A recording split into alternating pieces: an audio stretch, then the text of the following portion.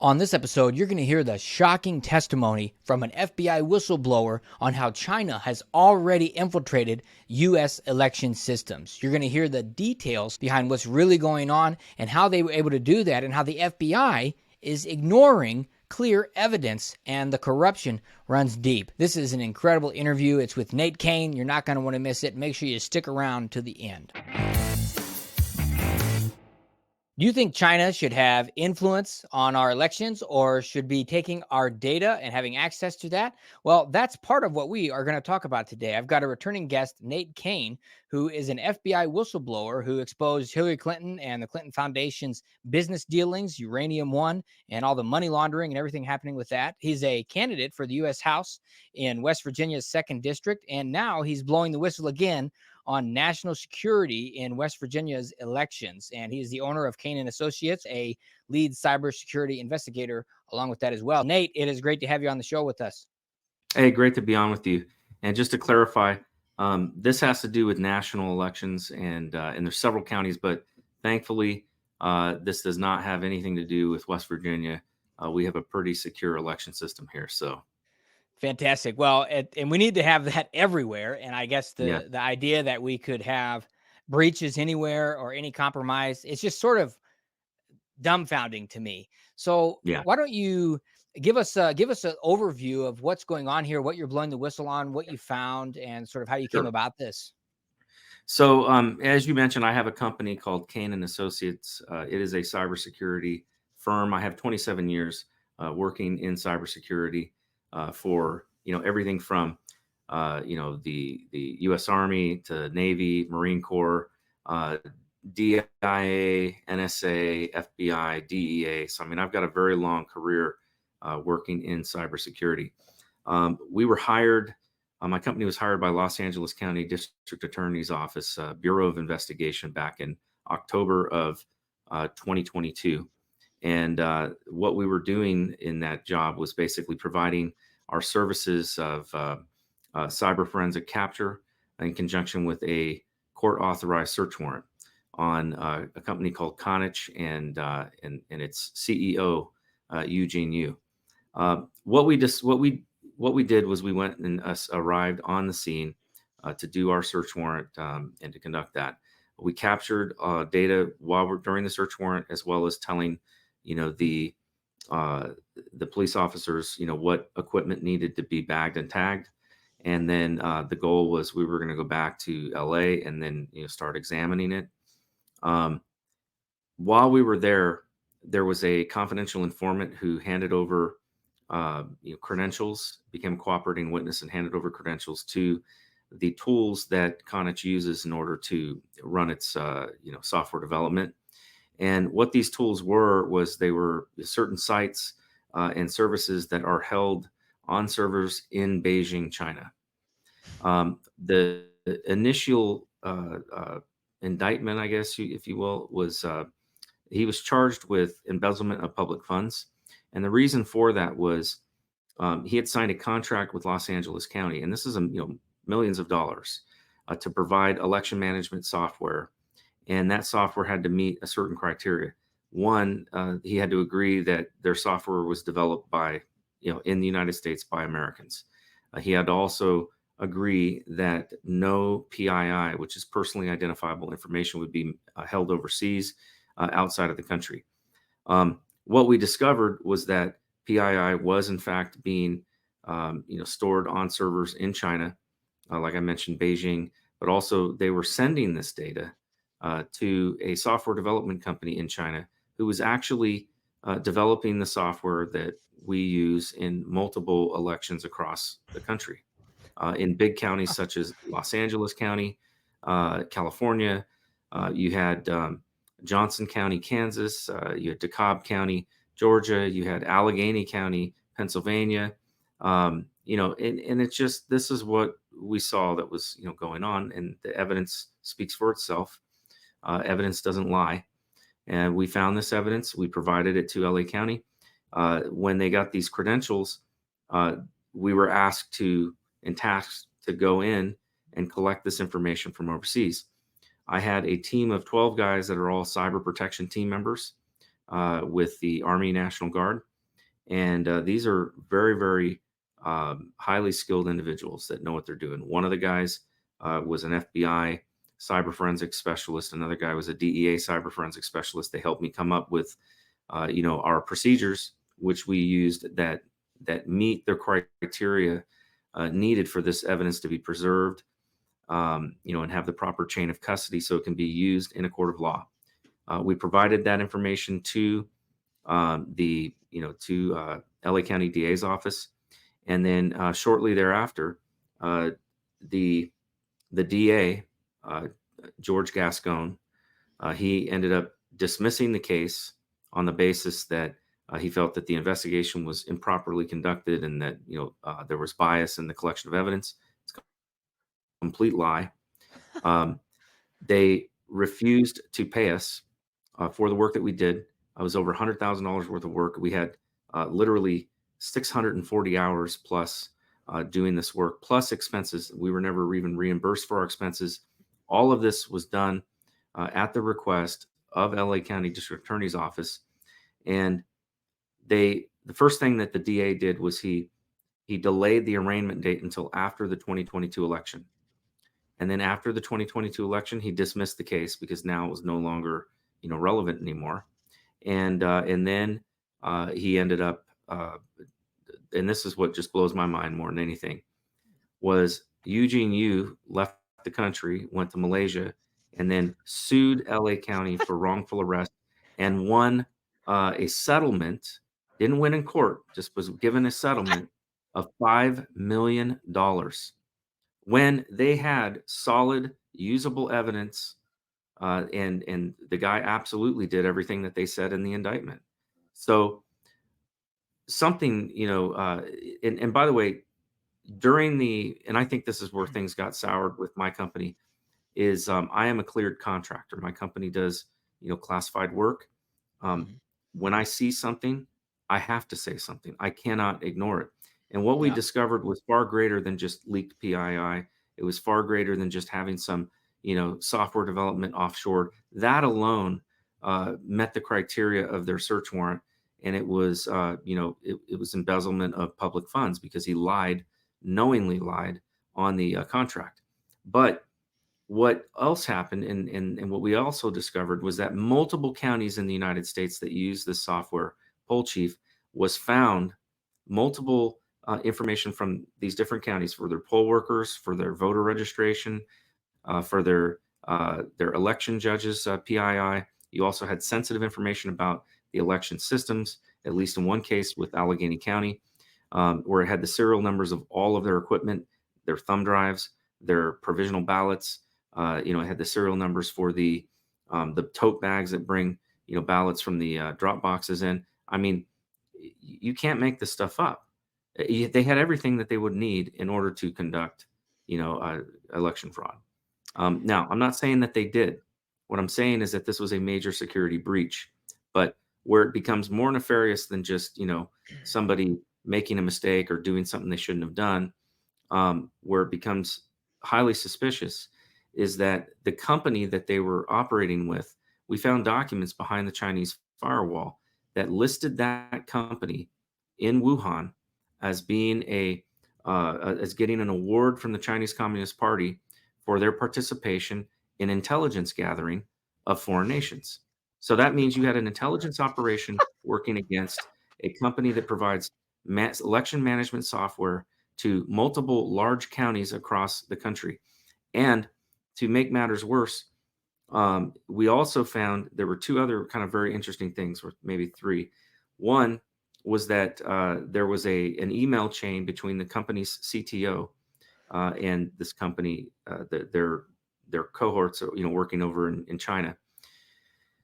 They had discovered that their Chinese developers had put a flaw had a flaw in the software that allowed for a regular user account to be elevated to a super user account, giving them administrative access inside Poll Chief. So they were asking for them to correct that and fix that. And we don't know how long they had that. But also, the other thing that we discovered was they had asked for a encryption key to be created so that there could be communication between poll chief and Seidel.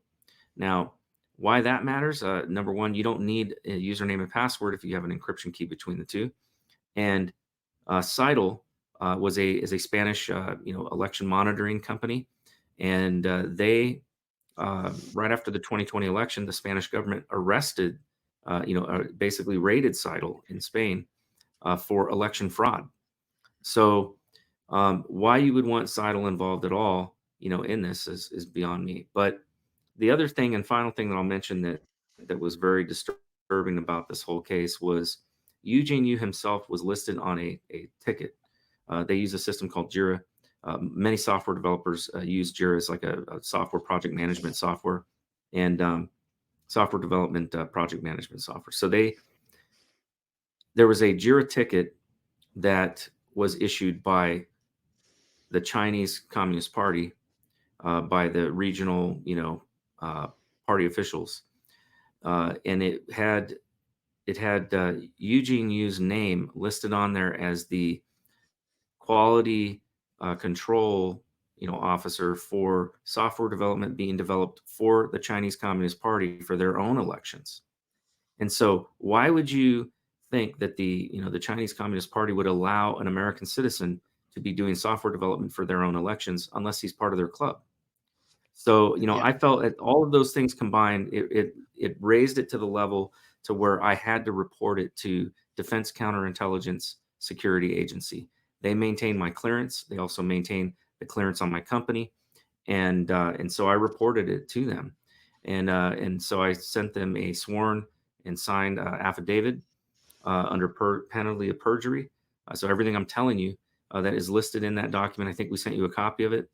Mhm. Um, and we gave that to them. They sent it to an analyst. Their analyst looked at it, agreed that it met the criteria for a national security emergency of urgent concern. They forwarded it on to the FBI's counterintelligence division to be investigated. As far as I know, there's been no investigation. Certainly, nobody from the FBI has contacted me or my business partner who were directly involved with this. And when we contacted Allegheny County, because I asked LA County if they were going to notify the other counties whose data we found, and the breach for Allegheny County, Pennsylvania, which covers pretty much Pittsburgh and that area, they refused to notify any of the other counties. So I took it upon myself to get in contact with LA or with Allegheny County's um, police superintendent, Michael Pears, Pears, and reached out to him. I ended up going there to the site and providing him uh, all the evidence, a copy of the evidence, and then we provided them with this LEO letter that you have up, and they took all that information. Oh, that's the press release. But they took that information and they ended up taking it to the FBI. And I was told by a source who checked in with him later that when he talked to him, that the FBI basically told him they weren't interested. So I don't know what the hell's going on, Oh, but wow. there are some problems with people asleep at the wheel. And what's very disturbing about all of this is that this company was awarded federal contracts with the Department of Defense to provide all of our overseas voting capability for our military, soldiers. And so my questions are, as a cybersecurity expert, are these systems tied in with administrative networks on our bases? Do the Chinese have backdoor access into our military bases? I mean, who knows? Y- But it certainly gave them access to the voter registration system because we found that in the case of Pennsylvania, their system ties in through an API so that it can actually validate poll workers who are applying for jobs. It can validate to make sure that they are, in fact, registered to vote in that district. And so the fact that it has any kind of connection at all to the election system is a violation of 15 CFR Chapter 7, which expressly forbids the use of any um, um, uh, basically any supply chain, including software development, that comes from 5 countries, if that system is going to be used or touch any of our national critical infrastructure. And China is one of those countries that's listed as a foreign adversary. So why would we, it's a federal violation. So why isn't the FBI investigating this or arresting people. So I'm very disturbed by this. The reason I decided to go public with this now is I've held on to this for a year and a half, basically. Um, um, it came to light that LA County wasn't going to do anything somewhere around, January, February of 2023. And then what ended up happening was, these guys, they haven't paid. We've sent them our invoices for the work that we did. We had over 600, 400, 640 hours plus of work that we did. Um, and they've not paid us on any of those invoices. They've not even reimbursed us for, the work that we did for, flying out to Michigan at their request at the last minute. They have, but they had the audacity to send me a letter in the mail 2 days ago. It came, certified mail from LA County District Attorney's Office. And it said, it demanded that we turn over all evidence that we have in our possession to LA County District Attorney's Office, and or destroy all evidence that we have in reference to work that we did for them.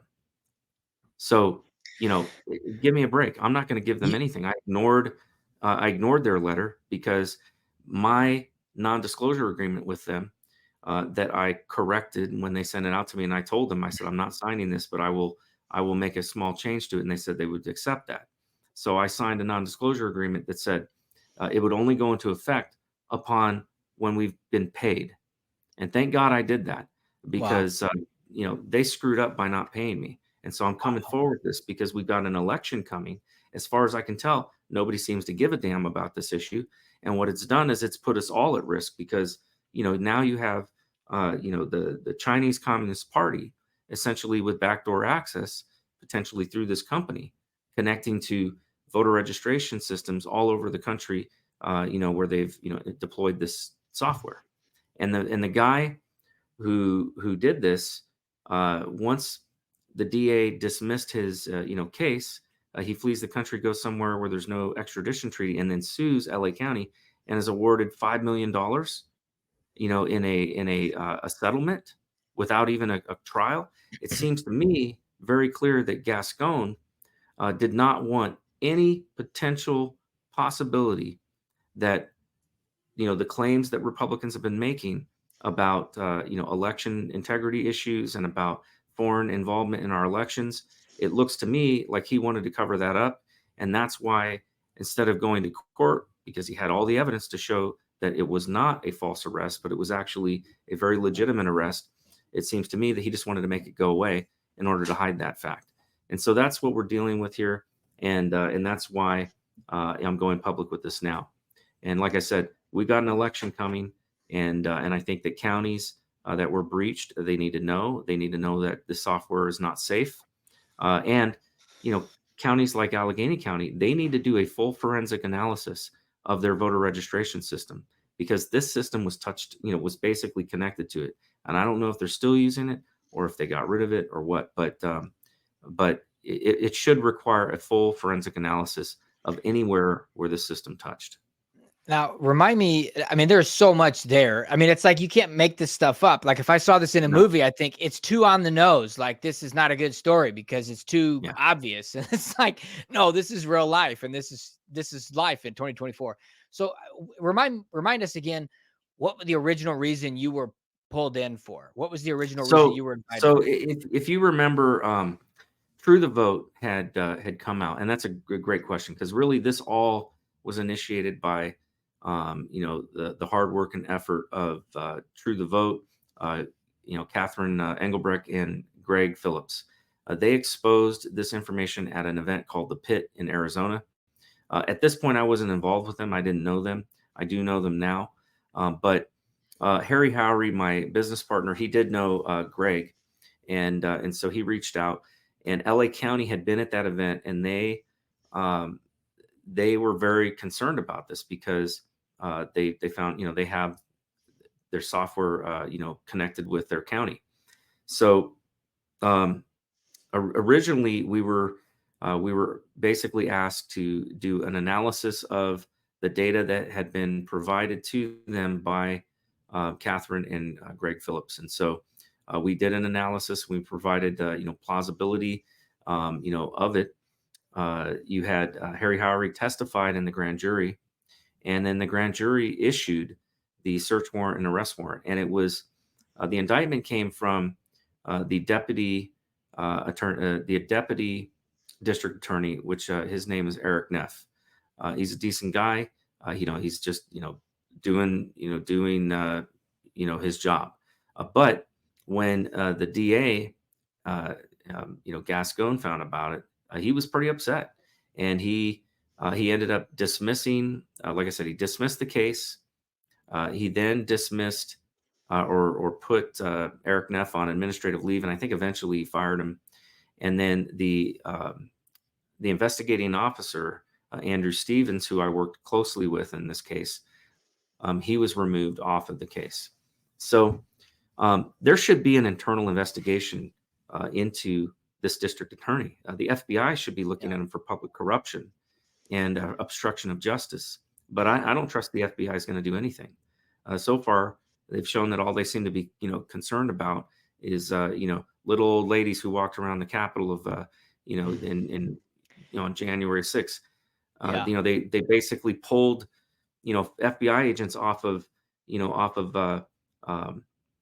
child pornography, cases and stuff like that in order to, bring them to DC to start a task force to go after American citizens.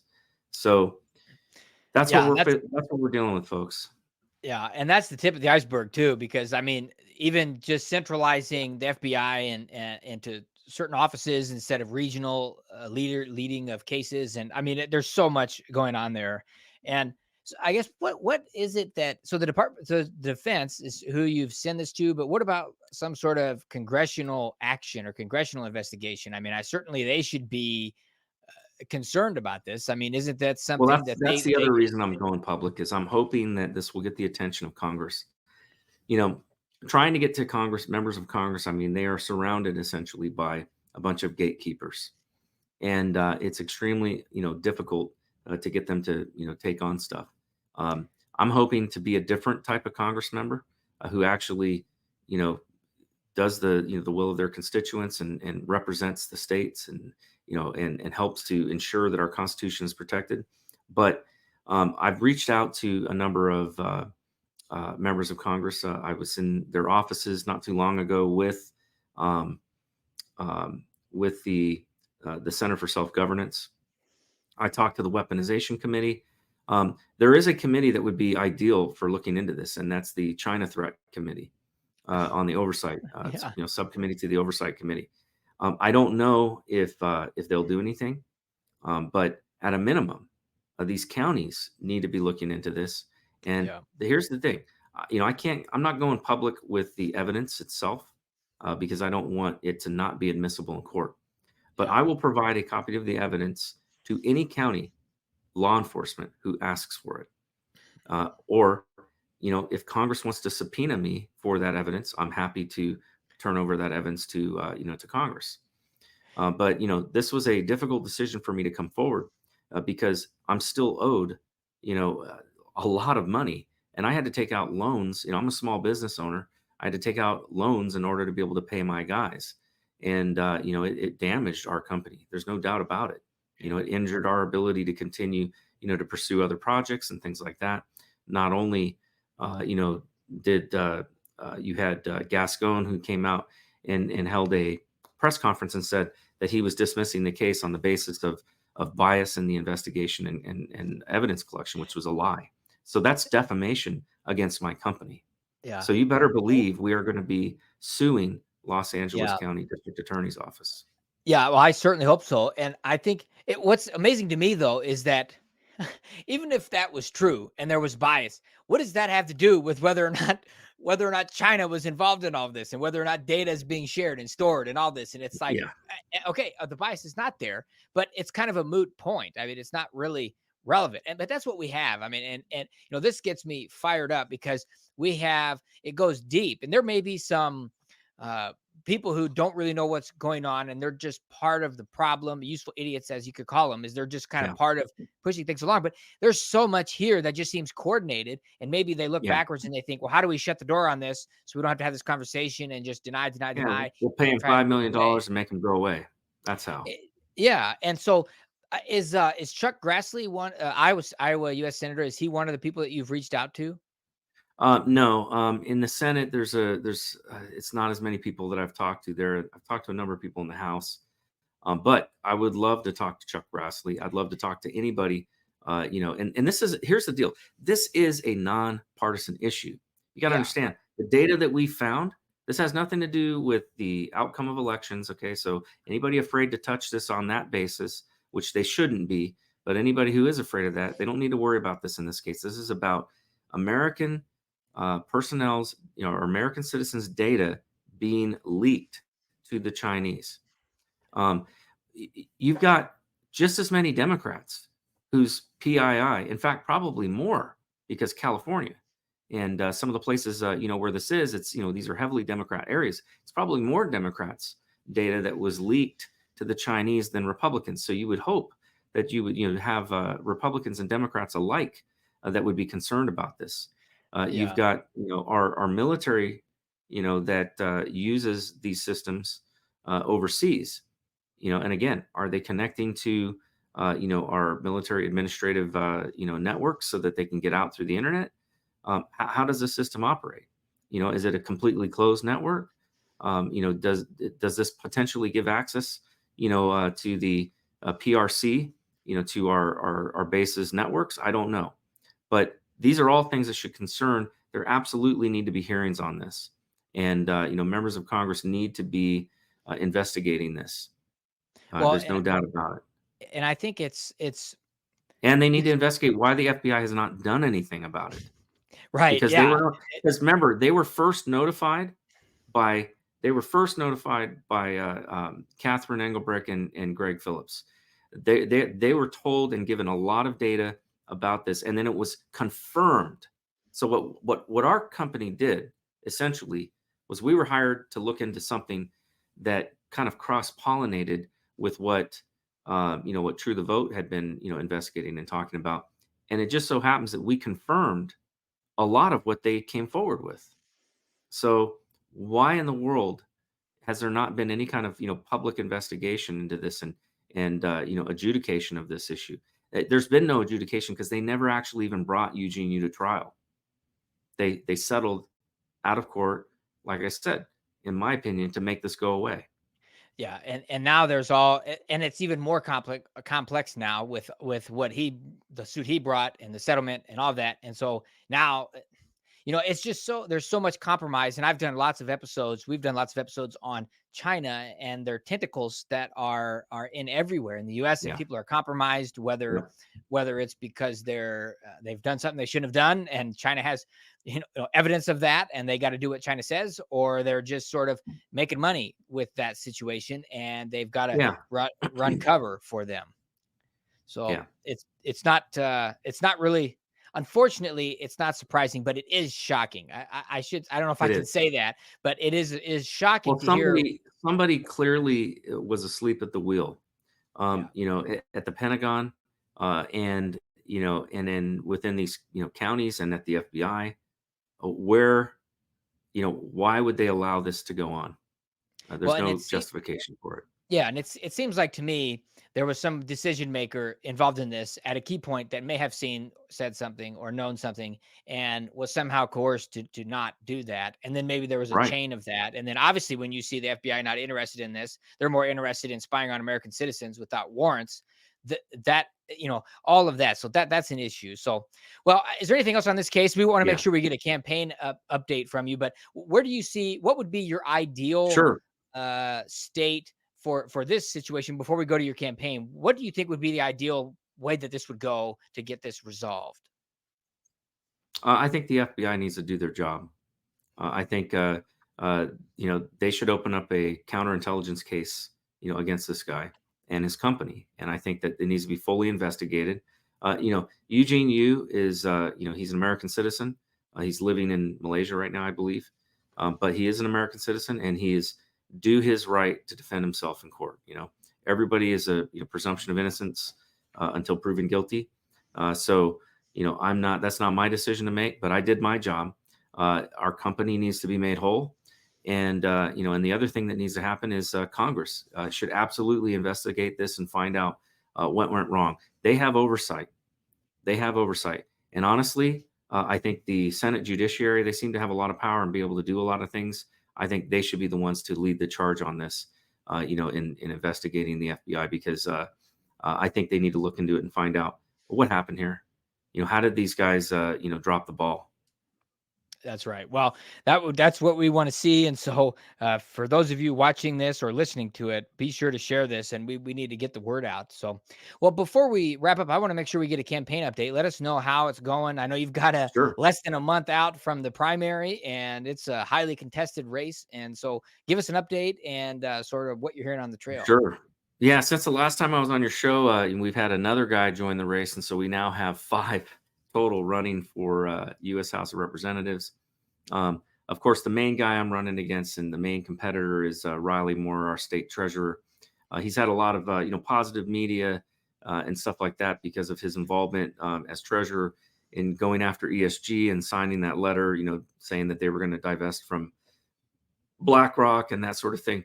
However, what a lot of people don't know about is his background as a foreign registered agent and the former vice president of the Podesta Group down in Washington, D.C., which, of course, John Podesta was Hillary Clinton's campaign chairman. So, these are the games that are played in politics. I am running as a grassroots, candidate. I've refused to take any money from any of the PACs or super PACs or corporate PACs. I do not want to be beholden to them. I want to be able to represent the people. And that's a hard way to run a race because it means I got to get out there and do good old fashioned retail politics. And I've been doing that. I've got a massive network of volunteers that are supporting me, in the entire northern half of the state. We've put almost 100,000 miles on our vehicle. We've spent, I think, in the last 2 weeks, we've been out on the road for 10 days of the last 2 weeks, and so we're spending more time on the road than we are at home right now. I think we come home every once in a while just to do our laundry and make sure that that we don't have any anybody moving into our home that we don't know about. And Yeah. so it has been it's been a crazy experience of just getting all over the state. But I got to say, I love getting out and talking to the people and helping them. We've been fighting for issues that matter to the people. Even now, before getting elected, I've been working on trying to solve some problems with some of our lost jobs and bringing entrepreneurs to West Virginia to meet with labor union members or labor union leaders. I've worked with Paden City in bringing a company in that does a cleanup of toxic waste where they have a contaminated water aquifer. I've been working with my fellow volunteers and helped to write a Parents' Bill of Rights, which we submitted to the state legislature. It passed the House. Unfortunately, it died in committee in the Senate, but we're not going to give up on it. We're going to continue to press forward with that.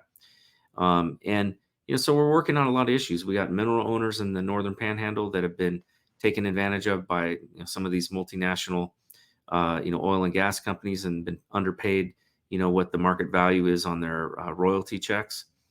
And so I'm, addressing those issues as well. And it's no matter what happens in this election, because I've made it the focus of my campaign to serve the people. I have no regrets at all about how the last, year and a half of my life, has been spent. It will not have been wasted at all. And so I hope I win because I really do want to continue to help the people of West Virginia. And more importantly, I want to help protect our Constitution and protect our country.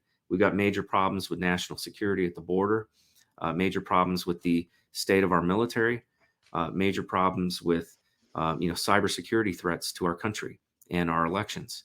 And I'm somebody who I think, with my background, especially in the defense sector and in cybersecurity for 27 years, I'm somebody who I think is the right man for the right time, for the right job. And I think that my willingness to blow the whistle, even if it costs me everything, I think speaks to my character and to my ability to have a spine of steel, and that comes from my relationship with God. I'll be honest with you. I have a faith in Jesus Christ, and I'm unafraid of really what happens to me in this life, because I know that I'm going to face God in the afterlife, and I'm going to be held accountable for everything I did, and also the things that I didn't do, that I should have done in this life, and that's biblical. And so, that's really what motivates me and drives me with everything. There's no way I would have gotten into this race had it not been that I felt the Lord called me to. I think anybody who is running for political office, especially at the congressional level or higher, you got to either have something seriously wrong with you. You probably need to get your head checked for some personality disorder, or you feel a calling to do it, because with the state of things there as the way they are right now in the country, I imagine that if things continue to go south, and our country has a falls into chaos, that the first people that they're going to go round up and hang are probably going to be those people down in D.C. So I spent a lot of time praying about this, and even after feeling that the Lord called me to do this, I still wanted confirmations, and I got those. And so, but that is what drives me. And at the end of the day, no matter what happens in this, I know I was obedient. If I win, I know it's only going to get harder. It's going to be time to level up, and it's going to be a whole, another set of problems that I'm going to have to deal with. But I also know that this life is temporary, and if you have purpose in this life and you're doing the things that God's called you to do, He gives you what you need in order to be content, and to survive, the stress of it all. That's It right. doesn't give us more than we can handle. That's exactly right. And, I love that we're so grateful for men and like you and women too that are standing up, who know Jesus and who are willing to put themselves out there and recognize that there is no separation between our faith and what we do every day, including No. politics and government. And so we're just so grateful for that. And, one of the things, I ran for the Iowa House State House in 2020. And one of my favorite Hmm. things was just talking to people in their front lawns. And you mentioned Yeah. grassroots. I mean, so what are, Yeah, it is. before we close, I mean, is there any highlights you would want to give from some of those conversations Sure. that you've had? Yeah, I was very surprised actually. My main issues have been national security, also dealing with our, protecting our rights under the Constitution, and the economy. Those were kind of like the main three focus points of my campaign when I first started this. But one of the things that came up that I was really surprised about, and my kids are grown, so I wasn't really kind of aware, was this issue Mhm. of parents' rights. And I found out just how as citizens we have the ability to author legislation and to take it down and lobby our own, representatives. In fact, that word lobbyist, it's a word that carries a negative connotation, but its original meaning was it was the citizens who were going down and hanging out outside the offices, of their representatives in the halls of Congress, and they were hanging out in the lobby, hence the word lobbyist, to basically catch them as they were coming out of their office to press for things that they needed done. And so we did that down in Charleston, and it was amazing. It was a great experience. I've also had a lot of people, and I'll tell you, this is where when I first started this thing, I was kind of a reluctant candidate. Well, not kind of, I was a reluctant candidate. I was just doing it Yeah. out of obedience, and I kind of felt like, I've read the story of Jonah, and, so I know better than to say no to God, but, I wasn't happy about having to go, down this road. But when all that changed was I was down in Grant County in a small town called Petersburg. Um, there was a couple that asked if they could pray for me after a meeting that I held where I spoke at, and I said, yeah, absolutely. And they prayed for me, and they told me afterwards that they have been meeting. They're a husband and wife. I think they're husband and wife, or they're friends or something like that. But they're with part of a church that meets with other churches, and I don't know if it was once a month or once a week, but they've been praying for 5 years, asking for God to raise up righteous men and women to run for office and to lead our state. And they told me that they feel like God has answered that prayer in me running. And so I hope for their sake and for the sake of many others, because I've run into people all over the state who have told me those same things. and told my volunteers and mentioned these things to other people. It's probably been at least a dozen, and I hope for their sake, that I win, because I know that people have been praying and asking for godly leadership. And unfortunately, what I see a lot of, and and it's no disrespect to to those people who have stood up to run, and I think I commend them on that. It's hard work, no matter who you are running for office. But the fact is that most of what I see is I see men, acting on their own strength and doing, what basically some consultant tells them what to do, rather than sticking with their Yeah. conscience and doing what they know is right. And money and its influence in politics is really, I think, at the root of the problem of corruption in today's politics. You've got corporations, and special interest groups that basically fund the candidates of their choice, and so those guys end up getting in there. And then once they go down to DC, they're no longer representing the people; they're representing these special interest groups who fund their campaigns. Yeah. Uh, I will tell you, it is extremely difficult, and you know this. I mean, you ran before too. It is exhausting, and in my case, if I was up in Philadelphia, maybe I would have only Philadelphia as my district because of the population. But because the population is so low in West Virginia, I've got to cover the entire northern half of the state, and that includes, the cost for advertising, the number of signs that I got to get put out, signage, the amount of gas that I got to pay for to drive around, to talk to people. And so, in some ways, in a state that is smaller and has lower population, it costs me more to run than it does if I lived up in, say, and I'm talking about if you're doing things the right way. If you're just somebody that's going to pay for, you're going to buy your way in, by just buying, up TV ads, and that's a different story. But it has been it's been quite a sacrifice, for my wife and I. My wife is my campaign manager. She goes with me everywhere. That way, she can't complain that I'm never around.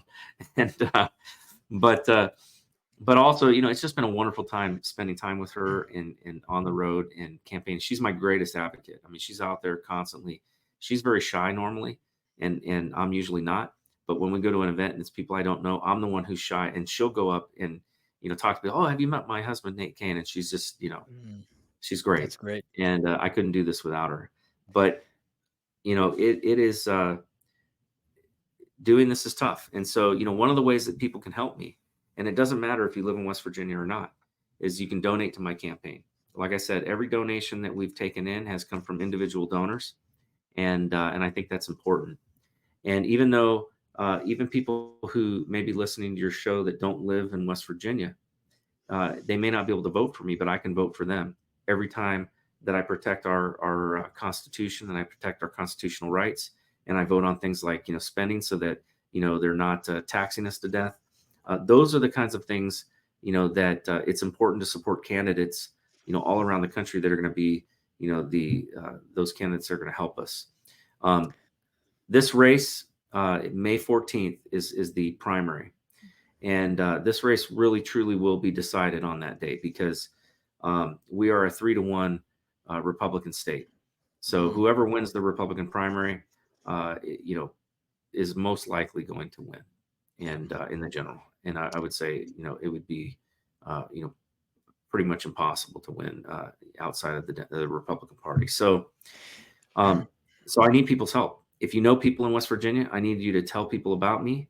They can, go to my website, natecainforwv.com. They can find out about me and find out about, what I'm about and where I stand on the issues. I am an America First candidate.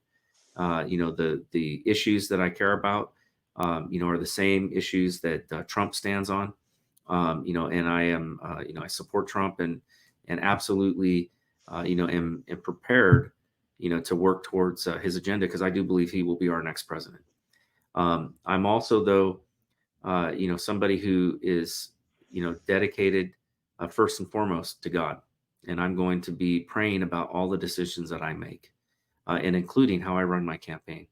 I believe that how you build your house, what kind of foundation you build it on, is going to make the difference in everything else that follows. And so, if I'm doing the right thing in my campaign, then that just makes it easier to do the right thing. If I get down there.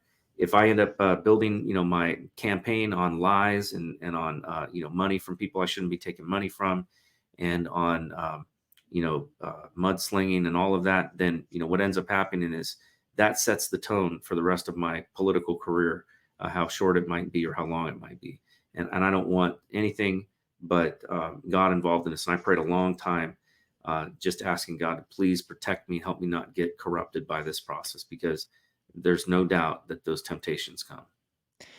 Well said. And I think, being a principled person and having to make that decision before going in is the way to be, because it's so easy to see people take a step in the wrong direction. So we're grateful to have you running. We're grateful for you being willing to put your neck out there and to stand up with boldness to do the right thing and the whistleblowing that you have done. So Nate, thank you so much for joining us. It's really been a pleasure to talk with you.